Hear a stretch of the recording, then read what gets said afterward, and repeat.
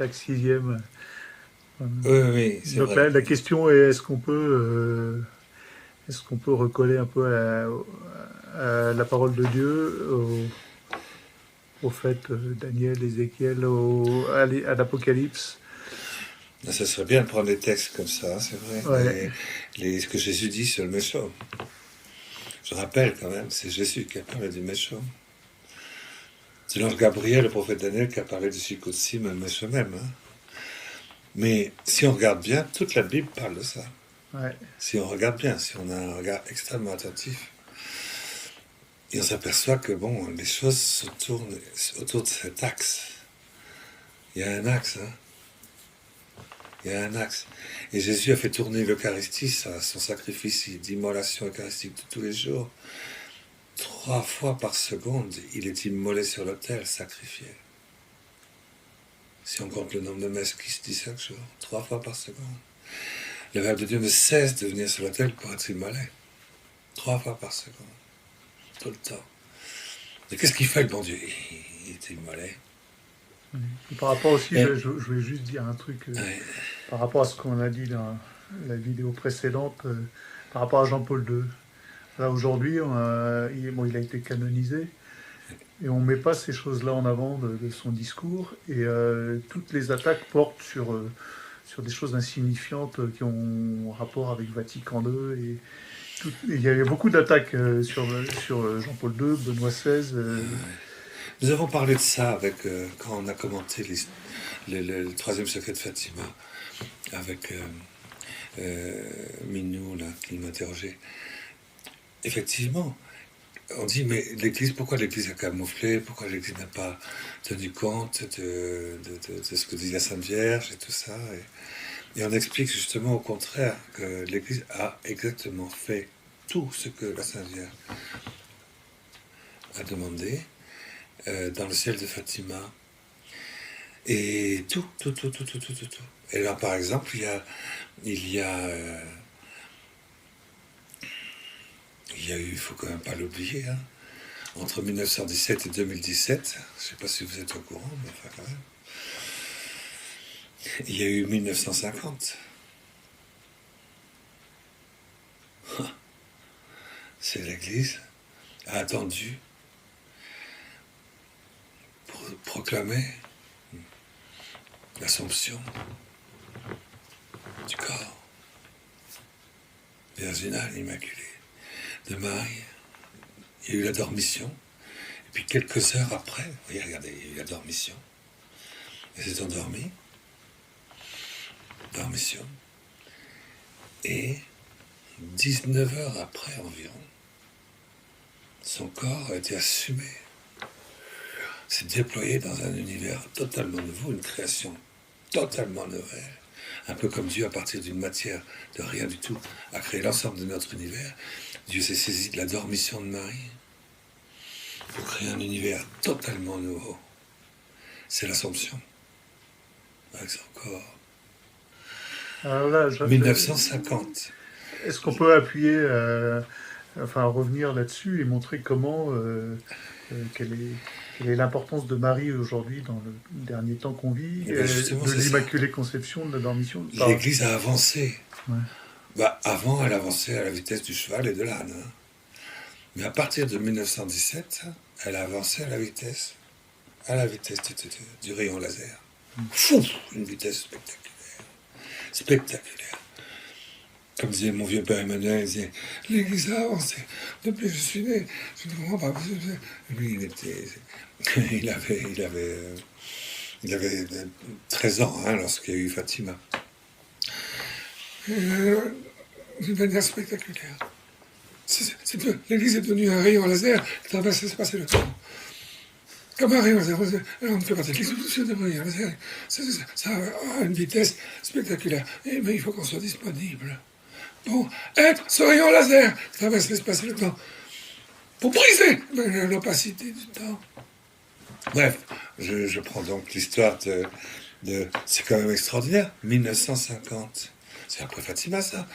L'Église qui dit Assomption de Marie.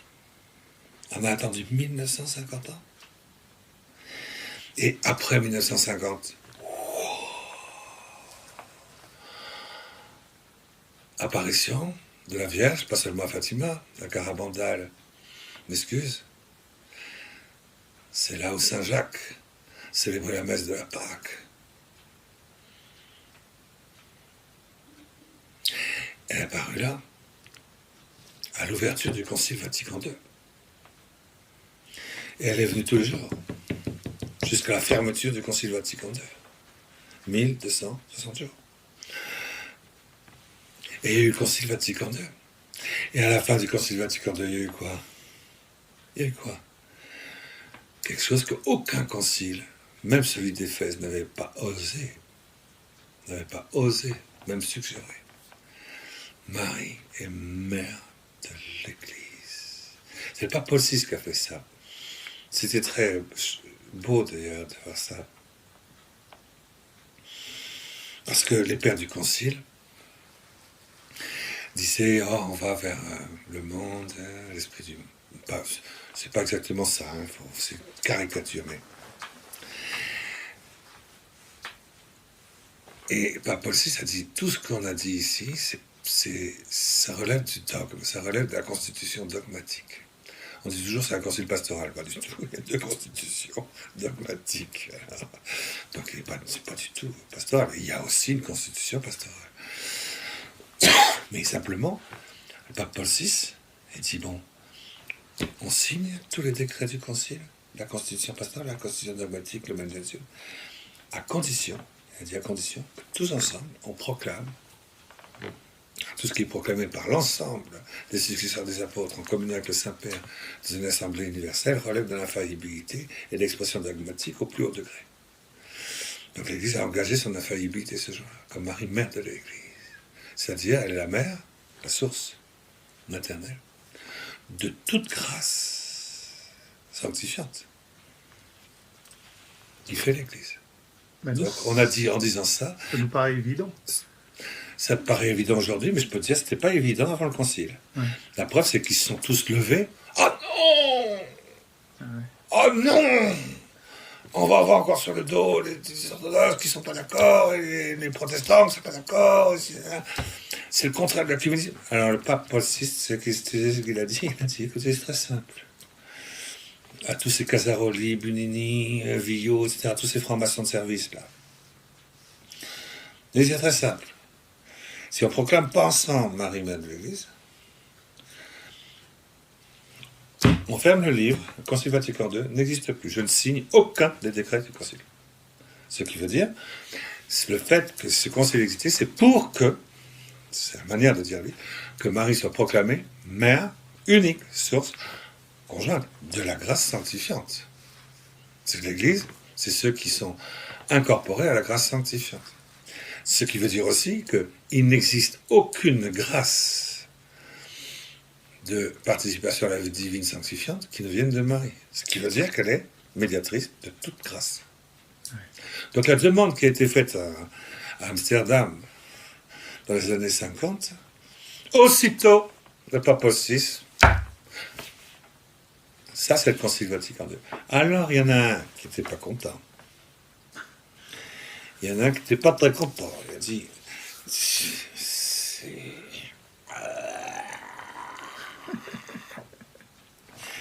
il y a Belzéboul là, il y a une trinité diabolique là, Asmodéenne, Mammon là, Luciférienne, tout. On les aime beaucoup, hein, mais on préfère qui mettent leur vomi un peu loin de nous, enfin peu importe, qui ont commencé à envahir tous les pontifes de l'Église catholique qui avaient mis leurs mains dans la chambre de Lucifer, c'est-à-dire que c'était des membres des loges, des initiés aux loges. Alors il y a eu une infestation diabolique extraordinaire. C'est le coup de patte quand tu... Et c'est eux qui ont pris le pouvoir. Ils ont pris le pouvoir. Ils ont commencé à dire, bon, on va tout foutre en l'air, ce ne sera pas possible. Ils ont commencé à dire, allez, donnez la communion sur la main, alors que le concile avait demandé engager son infaillibilité pour dire personne, à partir d'aujourd'hui, jusqu'à la fin du monde, ne doit communier sur la main. Et ils disent, allez! Alors, ils ont donné des permissions. À chaque fois, le pape revenait de s'être terminé. Et à chaque fois, il a fallu que le pape Paul VI se bagarre jusqu'à ce qu'il prenne tous les pouvoirs et qu'il ne puisse plus intervenir pour interdire les permissions qui étaient illicites. Sacrilège. Par exemple, sur la communion sur la main. Mais après, c'est eux aussi, comme par hasard, malheureusement, qui ont déterminé toute la manière dont on devait vivre l'après-concile dans des modes qui étaient exactement contraires à ce que demandait le concile. Donc il y a eu une période diabolique après le concile, où par exemple on a mis des préfaces pour la consécration des évêques, des préfaces pour... on a changé d'une manière... Et c'était fait par qui ça? C'était fait par quelqu'un qui était au 33e degré quand même, hein, de l'initiation diabolique. Voilà, c'est ça, ça a été pondu, quoi, par ces salopards, parce que moi j'appelle ça des salopards. C'est bien pire que Judas, ça. Judas, il n'a pas fait ça. Hein. Vio Bunini, Casaroli, tout ça. Et du coup, les gens disent, ah ben il faut obéir au pape, il faut obéir au concile. Et du coup, on est rentré dans des pratiques, des spiritualités aussi, qui étaient contraires. Et c'est si on ne sait pas ça, on ne peut pas comprendre quel grand mouvement de l'Église, parce que l'Église, elle passe au-dessus de ces vagues de goudron immonde. Nous, on passe en dessous par humilité comme ça. On continue à faire oraison. On reste dans nos ermitages. On rentre dans la signification sponsale du corps. Et du coup, on aboutit à quoi? On aboutit à Jean-Paul II. Et du coup, la sponsalité s'ouvre. La révélation du corps originel. Et forcément, parce que la mère de Dieu, si elle est dans l'Assomption premièrement, et qu'en même temps elle est source des grâces sanctifiantes, du côté, à partir de ce moment-là, à partir d'aujourd'hui, concernant la transformation du corps, pas seulement de l'âme, jusqu'en 1950 et 1967, c'est-à-dire le moment où elle est proclamée mère de l'Église, les fécondités de Marie peuvent, c'est ça le pouvoir des clés. On ouvre au ciel ce qui doit s'ouvrir sur la terre, réciproquement, on ouvre sur la terre ce que le ciel doit ouvrir. Et donc les fécondités de Marie concernant la transformation divine,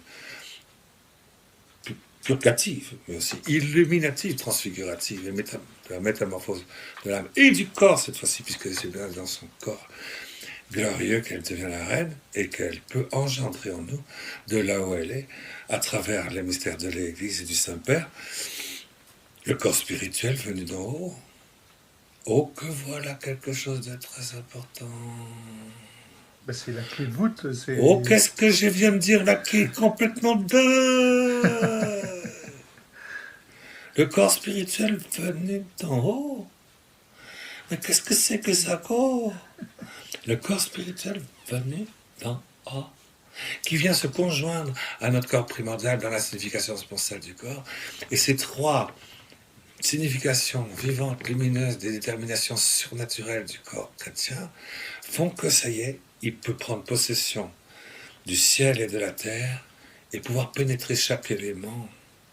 Et c'est là que du coup apparaît après Jean-Paul II, Benoît XVI, qui nous donne Sainte Hildegarde et qui nous explique comment on fait pour rentrer dans le combat eschatologique terminal, pour repousser toutes les puissances de l'enfer dans l'Aquilon,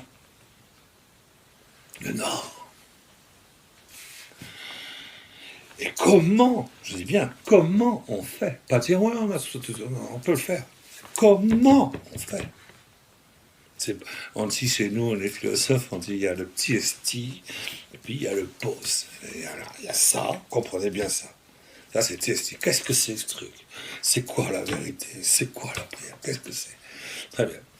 Alors, on enlève. Maintenant, deuxième chapitre, le pos. Pos, c'est du grec. Comment on fait en pratique? Ok, c'est très bien votre truc, péché originel, patin, couffin, bon. Comment? Je veux bien y arriver, votre truc, mais comment? C'est ça le problème du prophète Daniel. Comment on fait? Comment? Ah, et donc le Saint-Père, et en obéissance au ciel de Fatima, nous donne Sainte Hildegarde. Et pour bien montrer que maintenant, tout se fait dans le silence, je me retire. C'est Dieu qui lui a demandé. Je me retire pour qu'on soit deux. Et puisque les colonnes du Shikutsi Mishomem se sont écartées, qu'on comprenne bien que maintenant il y a deux papes et qu'il faut passer au-delà du voile, dans le sein des Saints. Et de cette manière-là, pour passer en dessous, et pour faire un acte de consolation de la paternité incrée de Dieu dévasté, si on ne passe pas par là, comment peux-tu dire j'aime Dieu alors que je me fous complètement qu'on vient de dévaster sa paternité vivante, face à face, en direct, et sans voile? Tu aimes Dieu et tu t'en fous de ça? Il y a un problème là. Bon, faut pas mentir. Et effectivement, bon, allez, un texte. Je prends au hasard.